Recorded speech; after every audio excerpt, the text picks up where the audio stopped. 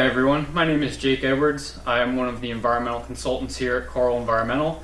I'm also one of the Pennsylvania licensed lead inspectors, and today we're going to talk about lead. Are you being exposed?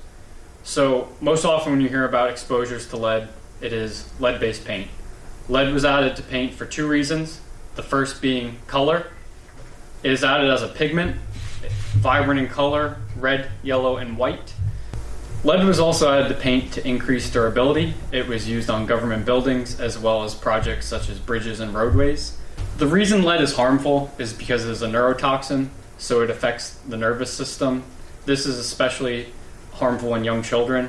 It does damage to the brain and nervous system, as well as causing learning and behavioral issues. Most of these effects are irreversible, as lead is a persistent toxin in the blood. Now we'll move on to identifying lead-based paint.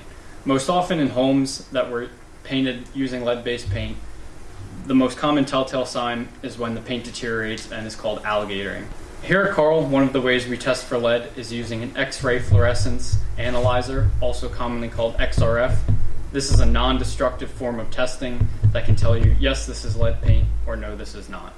There is also forms of paint chip sampling where we take a physical chip and send that away for analysis, and we can also swab and wipe for dust samples.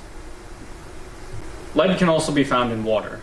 Most commonly, the lead is piped in from a public source, and the service line may contain lead, and also the plumbing system in the house may be soldered with lead joints.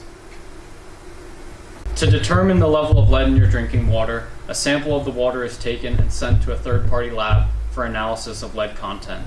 The permissible level of lead is 15 parts per billion. Other sources of lead that may affect you is items such as dishware that contain lead-based paint.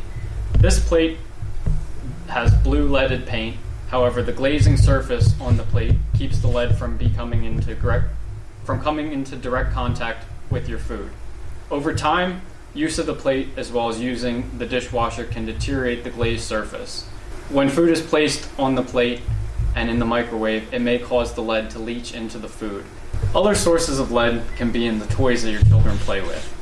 Unknowingly to parents, they may buy brand name toys, some of which these are, and their children chew on them, and the lead is transmitted from the paint to the children.